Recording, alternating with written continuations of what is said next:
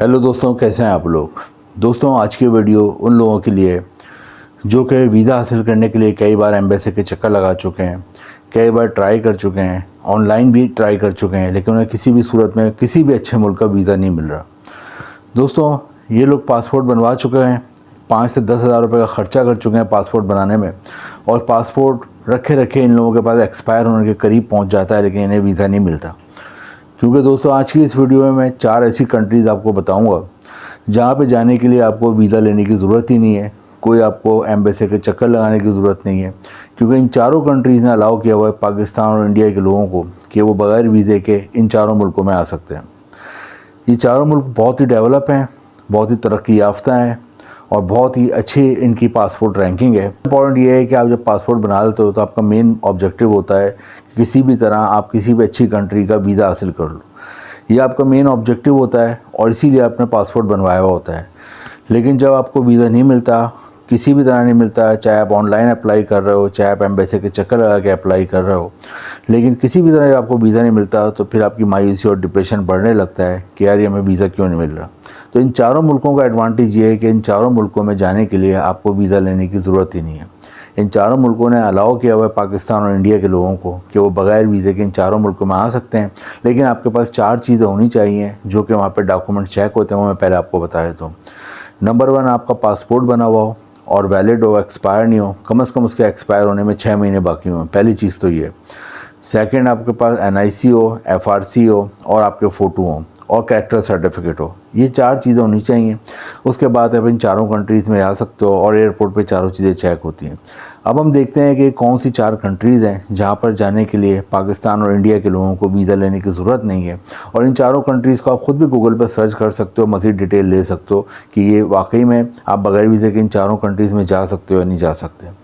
पहली कंट्री की तरफ आते हैं। पहली कंट्री जो है इस लिस्ट में जहाँ पे जाने के लिए आपको कोई वीज़ा लेने की ज़रूरत नहीं है और इस मुल्क ने अलाउ किया हुआ है पाकिस्तान और इंडिया के लोगों को कि वो बग़ैर वीज़ा लिए हुए आ सकते हैं। दोस्तों, इस मुल्क का नाम है न्यूजीलैंड के करीब आके एक मुल्क है। बहुत कम लोग इस मुल्क के बारे में जानते हैं, ज़्यादातर इन्फॉर्मेशन नहीं है।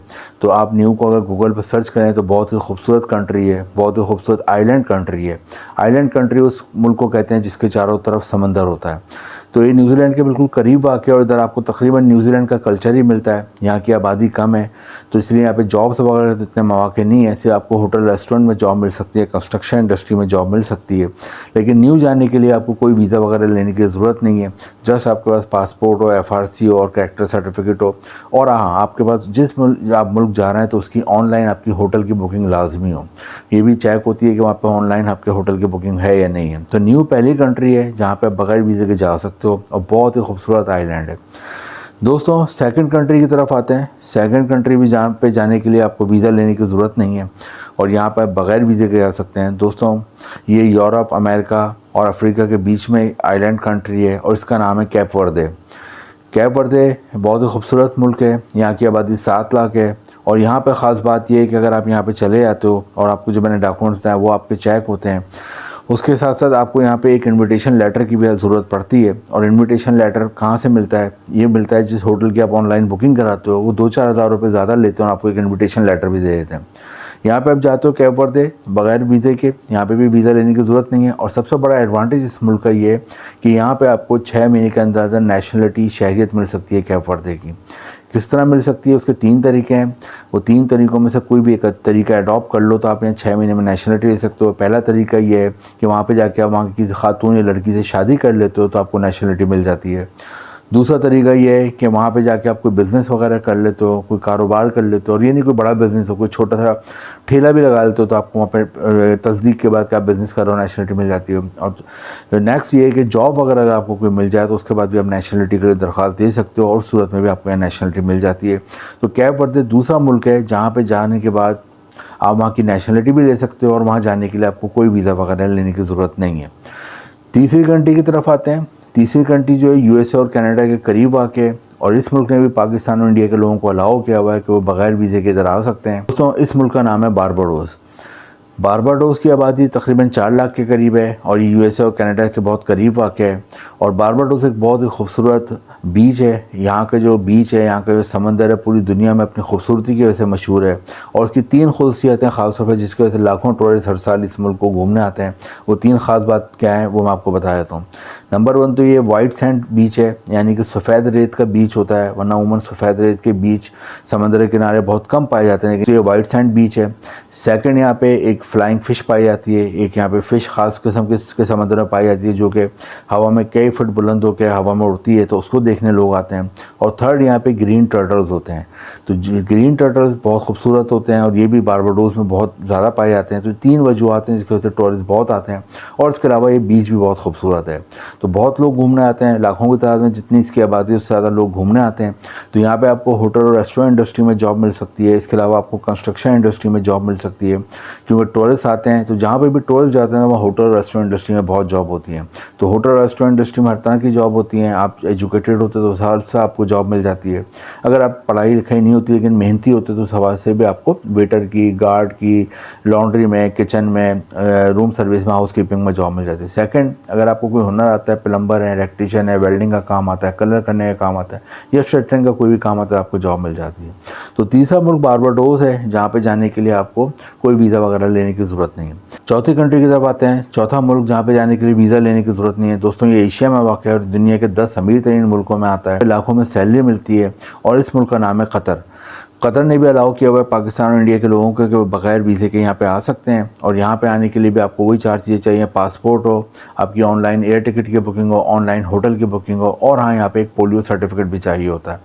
तो पोलियो सर्टिफिकेट यहाँ जाने के लिए ज़रूर साथ रखें, किसी भी डॉक्टर हॉस्पिटल से ले लें कि आपको पोलियो वगैरह कोई बीमारी नहीं है। तो ये चीज़ें वहाँ एयरपोर्ट पे चेक होती हैं और क़तर में आपको 3 महीने की एंट्री मिल जाती है।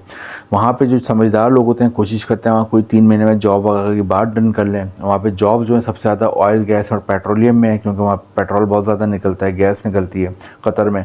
तो ऑयल, पेट्रोलियम और गैस इंडस्ट्री में अगर आपकी कोई तालीम है या आपने कोई एजुकेशन ली है, कोई डिग्री ली है, इस हवाले से आपको अच्छी जॉब मिल जाती है। लेकिन आपकी तालीम नहीं है तो आप एज अ लेबर या वर्कर भी oil, gas and petroleum industry में काम कर सकते हो। इसके अलावा टीचर्स की बहुत डिमांड है, ख़ासतौर पे इंग्लिश जो लोग पढ़ा सकते हैं उनकी बहुत डिमांड है, या फिर आप science subject physics, chemistry, math पढ़ा सकते हैं, उनकी बहुत ज़्यादा डिमांड है। क़तर में अच्छी पे मिलती है। थर्ड, यहाँ पे होटल और रेस्टोरेंट में जॉब है, क्योंकि यहाँ पे भी टूरिस्ट लाखों की तादाद में आते हैं। बहुत ही खूबसूरत मुल्क है। क़तर का एयरपोर्ट दुनिया का सबसे खूबसूरत एयरपोर्ट माना जाता है। तो यहाँ पे टूरिस्ट बहुत आते हैं। तो यहाँ पे आपको होटल, रेस्टोरेंट में जॉब मिल जाती है और कंस्ट्रक्शन के हवाले से भी जॉब मिल जाती है। आपको कोई भी हुनर आते हुए, मैंने पीछे बताया, वेल्डिंग का, कलर करने का, कारपेंटर का, बिजली एज ए इलेक्ट्रीशियन या एज ए वेल्डर, तो आपको अच्छी जॉब मिल जाती है। दोस्तों लास्ट में यहाँ पे टैक्सी ड्राइविंग की भी बहुत जॉब मिल जाती है। अगर आपको टैक्सी ड्राइव करने का शौक़ है तो आपको यहाँ पे जॉब मिल जाती है। इसके लिए इंटरनेशनल ड्राइविंग लाइसेंस आपको ज़रूर बना हुआ होना चाहिए। तो क़तर में जो समझदार लोग होते हैं जॉब की बात डन कर लेते हैं, फिर वो दोबारा पाकिस्तान, इंडिया आते हैं और फिर दोबारा वर्क वीज़ा लेकर लंबे अरसे के लिए जाते हैं। लेकिन विजिट वीज़े पे जाने के लिए आपको वहाँ पे कोई वीज़ा लेने की ज़रूरत नहीं। तो ये 4 कंट्रीज़ हैं जो मैंने आपको बताई हैं। पहले नंबर पर मैंने आपको बताया न्यू, जो कि न्यूजीलैंड के करीब, और वहाँ आपको ऐसा लगेगा आप न्यूजीलैंड में घूम रहे हैं। दूसरा मुल्क मैंने आपको बताया कैप वर्दे है। यहाँ पर जाने के लिए भी वीज़ा लेने की ज़रूरत नहीं है। और यहाँ की ख़ास बात मैंने आपको बताई, 6 महीने में आप नेशनलिटी और शहरियत ले सकते हैं। और नेशनलिटी और शहरियत अगर आपको कैप वर्दे की मिल जाती है, आप दुनिया के 65 से ज़्यादा मुल्कों में वीज़ा फ्री है, वीज़ा ऑन अराइवल रह सकते हैं। उसमें यूरोप की बहुत सी कंट्रीज़ हैं, तो ये फ़ायदा वहाँ पर आपको जाता है। थर्ड नंबर पे मैंने आपको बताया बारबाडोस, जो कि यूएसए और कनाडा के करीब वाक़ एक आइलैंड कंट्री है, बहुत ही खूबसूरत मुल्क है। वहाँ जाने के लिए आपको वीज़ा लेने की कोई ज़रूरत नहीं है। और फोर्थ नंबर पे मैंने आपको बताया एशिया की कंट्री क़तर। क़तर में एक और अच्छी बात यह है कि यहाँ पे टोटल आबादी 27 लाख है। उस 27 लाख में से 10 लाख के करीब पाकिस्तान और इंडिया के लोग आबाद हैं। तो आप खुद अंदाज़ा लगा लें, 27 लाख टोटल आबादी है किसी मुल्क की और उसमें से 10 लाख पाकिस्तान और इंडिया के लोग हैं। तो इसका मतलब है पाकिस्तान और इंडिया की कितनी ज़्यादा वहाँ आबादी है। तो वहाँ आप जाते हो क़तर में तो आपको कल्चर भी अपना ऐसा ही लगता है, पाकिस्तान, इंडिया ऐसा, और ऐसा आपको अजनबी का एहसास नहीं होता। तो ये 4 कंट्रीज़ हैं। इन चारों कंट्रीज़ के लिए ट्राई करें। वीडियो इन्फॉर्मेटिव लगे तो लाइक करें, शेयर करें, चैनल को सब्सक्राइब करें। Thank you.